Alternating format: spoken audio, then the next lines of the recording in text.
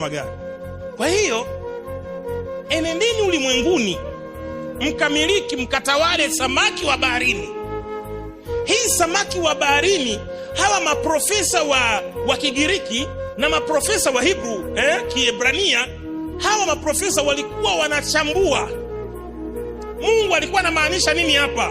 Alafu anawapa watu nchi, anawapa sasa mainjinia walioko ndani ya kanisa, anawapa maprofesa, anawapa watu walioko ndani ya kanisa kuyafanyia kazi yale ambayo hao maprofesa walikuwa wanafanyaje, wanayachambua. Kiongozi wa dini anatakiwa kuwa na uwezo wa kuchambua au wa kutafsiri. Mwanasheria ndani ya mahakama, sawa, ni malaika anayewaongoza watu wasioona. Kwa hiyo wewe ukiwa ndani ya chumba cha mahakama, wewe ni kipofu usiyejua, ni kipofu unayepapasa. Kwa tunabidi tumpate nani? Malaika ambaye ni nani? Ni mwanasheria ndani ya mahakama. Yeye ndo atatuongoza wapi tupite, wapi tusipite, wapi nini tuseme, nini tusiseme. Unaelewa vizuri? Bila yeye hatuwezi. Kwa inabidi kiongozi wa dini awe na uwezo wa kuchambua mambo ya kuwaletea ninyi majibu ili mfanye maendeleo na vitu vikubwa katika dunia hii ya leo. Haya, tuwekea huyo samaki sasa wa baharini, alafu muone we hawa maprofesa walikuwa wanafafanua vipi hawa samaki wa baharini. Hiyo ni nini? Nyambizi. Sema nyambizi. Hapo huyu ni nani? Papa. Kwa hiyo maprofesa wa language, maprofesa wa Kiebrania, maprofesa wa Kigiriki, walipokuwa wanamsikiliza Mungu anayoyaongea katika Biblia, walikuwa wanajaribu kuchambua kiundani, au kwa revelation, au kwa mezaya, au sosaya, au prosotia, ni level ya 7 ya mwisho ya revelation katika mambo ya kinabii. Unachambua hapa Mungu alikuwa anasema nini juu ya kwamba nendeni mkamiliki samaki wa baharini. Lazima tufikirie namna gani tunaweza kutengeneza project wa kuvua, namna gani tunaweza kutengeneza samaki. Nchi nataka samaki, masoko ya samaki yako wapi, tutafanikiwaje katika samaki? Watu hawakuishia hapo, wakasema no. Mungu alikuwa anaongea hapo kwamba mtamiliki, kwa sababu sikiza kwambia, wewe huwezi kumiliki papa. Wewe huwezi kumiliki papa. Utammilikije papa? Lakini Mungu alikuwa anamaanisha vitu vingi zaidi ya papa. Wenzetu walipotafsiri maandiko, ndio chombo hiko kikapatikana hapo. Dunia nzima, nchi yoyote, mahali popote, lazima nchi iwe na nguvu ya kujidai baada ya kuwa na jeshi lililo bora. Huwezi kusema una jeshi bora, una vitu kama hivyo kwa dunia leo.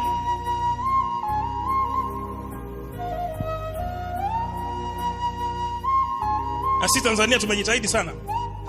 Hapo vingine vitolewagi pale, ni siri. Na wahuni mjini hapa. Makofi kwa ajili ya majeshi yetu ya Tanzania. Makofi hayo kweli, ni makofi hayo. Kwa ukimwona mwanajeshi una sifa, hizo sifa ndo wanajeshi wenyewe.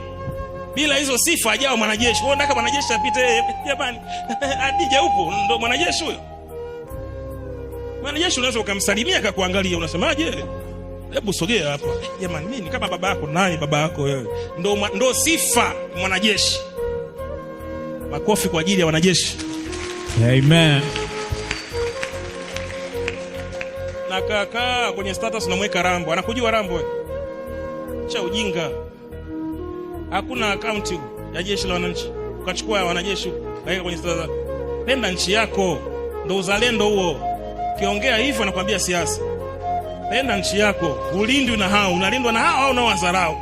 Hawa polisi unaowatukana ndio wanakulinda wewe. Umeelewa vizuri? Umeelewa vizuri? Likitokea la kutokea, hao wanaapa. Mwanajeshi ana viapo hivi viwili.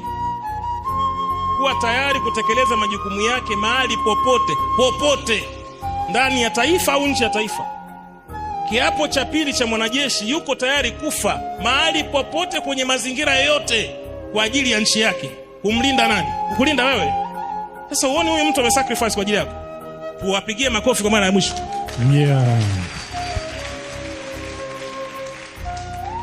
Kwa hiyo sasa hawa mainjinia hawa wa kutafsiri maandiko wakasema meli wakasema Mungu hamaanishi hivi tu. Chombo iko hapo. Wakamwangalia samaki anapotembea baharini, wakasema hivi sasa. Wanasayansi hao, si ndio? Wanatafsiriwa Mungu hapa alikuwa anamaanisha kwamba kuna chombo kinaweza kufanyaje, kikatengenezwa kikaelea. Hakuna gari inatoka Ulaya inakuja na ndege labda za maraisi, lakini gari zote zinatoka Ulaya zinatumia nini? Meli, chombo kinachoelea juu ya maji. Sasa hizo nini? Siri hizo, hazina za gizani hizo, watu wanafunuliwa. Haya, kwa hiyo mtamiliki samaki wa baharini na ndege wa angani. Wenzetu kwenye ndege wa angani hawakuishia tu ndege. Hasa wewe shola za kusaidia nini? Babu yangu alikuwa anafuga chiriku. Eti kamweka eti ni urembo kwenye, si kwa mzee wangu, Mungu akubariki ulipo, si kwa mwanga. Kaeka kwenye mlango pale. Of course ilikuwa ni urembo. Wakija nyumbani wanamkuta tetere. Kwa pale kwenye kibanda kabisa ni urembo. Lakini Mungu, je, alikuwa anamaanisha hivyo? Au tuishie hapo tu? Umeona? Walipomwangalia ndege wa angani na Mungu akasema mtamiliki ndege wa angani, wenzetu wakaenda extra, akasema no, sio ndege. Hapana, sio ndege hii. Kwa hiyo hawa maprofesa wakaanza kufafanua kwamba Mungu alikuwa anaeleza kwamba kila nchi inapaswa kumiliki ndege wa angani kwa ajili ya kujilinda. Wenzetu wakatoa hivyo vitu, na sisi tunazo pia hapa Tanzania hizo. Watuchokoze tu waone. Sasa umeona, ndege moja ni ndege aliyesema Mungu kwenye Biblia, lakini wachambuzi wa mambo wakasema hatuishii hapa, tutafafanua zaidi Mungu alikuwa anaongea nini. Watu wakaunda kitu kama hiko. Ndio leo watu wanasafiri, kwa sababu hapakuwa na uwezekano wa namna yoyote wewe kufika Marekani au Canada isipokuwa ndege.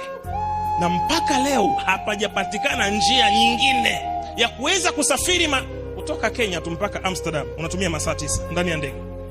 Sasa imagine masaa 9 unakaa hivi, unageuka hivi, unalala, unaamka, mnaenda, na unajua ndege inavyofanyaje, ndege inavyokimbia juu. Mtu anakaa angani masaa 9. Sasa ingewezekanaje hapo? Kumbe Mungu alikuwa na shabaha ya kutoa mafunuo zaidi ya hapo. Mtamiliki ndege wa angani, ndege ni hao. Mtamiliki wanyama wa nchi kavu, mtamiliki wanyama wa nchi kavu. Sawa, tutamiliki wanyama, tutakula, lakini hawa wanyama wa nchi kavu wenzetu walipokaa wakaona hapana, lazima tuende extra. Nisikilize, siri ilivyo, kila unachokiangalia lazima ukipatia ufumbuzi. Yaani kuna vitu vingi havijazinduliwa bado duniani. Vitu ni vingi. Hawa wanyama peke yake tu wana nyumba aina ya wanyama, wana gari. Katika mambo ya uchunguzi, kuna kikosi fulani huko nje ya nchi kilikuwa kinajifunza mambo ya sasa sijajua huku wanaitaje, kule wanaita huku naona wanaita MI kadhalika, no. Lakini haya mambo masuala ya uchunguzi, nyoka ni afisa usalama anayeweza kukaa mahali popote na kupata taarifa zote za mahali hapo na akatoka salama bila kujulikana, au tungeita undercover. Nyoka anaweza kaa usalama wa taifa, nyoka anaweza kufanya kazi ya kuwa undercover. Ndio maana zamani tulikuwa tunaweza kuishi na nyoka mwaka mzima mpaka ananenepa nyoka, na tuko ndani na hatujui, na kuna wakati anatoka anaenda kutembea, na kuna wakati anaingia na hatujui. Kwa hiyo wanapomwangalia nyoka na kuanza kumstudy nyoka na tabia gani, afisa ropoki, afisa sio roporopo, afisa hapaniki. Unaweza ukamkamata afisa ukamweka ndani ya kituo cha polisi asiongee chochote, akakwambia tunafanya biashara zangu. Mbona umekaa umekokoma, anambia nilikuwa nafanya kazi zamani. Haropoki ovyo, afisa ropoki ovyo. Afisa paniki ovyo, wana mafunzo yao. Ndani ya uafisa kuna uafisa, na ndani ya jeshi kuna jeshi. wanaitwa MIC, Military Intelligence. Sasa hapo anapojaribu kuzungumza hapo, anajaribu kuonesha kwamba kila mnyama duniani kuna siri ya utajiri katika huyo mnyama. Ng'ombe anajiwe huwa na meza. Wangapi anajua hiyo siri? Unajua? Mzee una miaka mingapi? 60. Unafahamu? Safi. Ng'ombe anajiwe huwa na meza. Hayo mawe yanayomeza ng'ombe yanatafutwa duniani. Hapa wanapigwa tu, lakini ukipata soko huko ni balaa. Nyoka anajiwe huwa na meza. Kwa hiyo lazima ujue nyoka anakaa wapi. Tuwekee bundi hapa. Kuna kitu lazima ukitege. Unamtumia nani? Bundi ni rada. Bundi ni kamera. Na kamera nzuri sio inayoangalia sehemu moja, sio kamera hiyo. Kamera inatakiwa iwe hivi. Ndio maana afisa anapofundisha uafisa lazima uwe na uwezo wa kuangalia mbele na kujua tukio kabla ya kufika. Unapomlinda kiongozi lazima uwe na uhakika wa kuwa tayari wewe kuzurika ili kumlinda yeye. Haumlindi kiongozi kujilinda wewe, unamlinda kiongozi ili wewe ufe yeye awe salama. Sio hata kama mnanielewa haya mengine. Sasa bundi kazi yake anafanyaga hivi, anatikisa, yani shingo yake inaweza ikazunguka hivi ndani ya sekunde moja, akaona eneo lote. Kwa hiyo wazungu walichokifanya, wameona tutapataje taarifa za eneo, wametumia rada au wanatumia kamera. Sasa hivi wanatumia drone. Kwa hiyo wanaweka kamera eneo la msitu wa hawa nyoka. Sio nyoka wote wanayo mawe, ni baadhi ya nyoka, tena ni wale nyoka wakali na nyoka wakubwa. Wanakumbatia dhahabu, wanakumbatia almasi, wanakumbatia madini ambayo yanasakwa ulimwenguni. You need a spirit to control spirit. Hili neno zito sana, huwa mnielewi tu. You need a spirit to control spirit. You need the power to control power. Sasa huku kwetu hawayaamini haya. Wanakuambia jina la Yesu limemaliza kila kitu. Wakati Yesu huyo huyo anamwambia mtu kajichovye kwenye maji mara ngapi? Mara 7. Maisha ni sheria na kanuni. Usipozifuata hizi sheria na kanuni utasafa mpaka unaingia kaburini. Oh, mimi sitaki mimi nitampata mtoto wangu bila mwanaume. Haya, zeeka. Utaki moto, zeeka.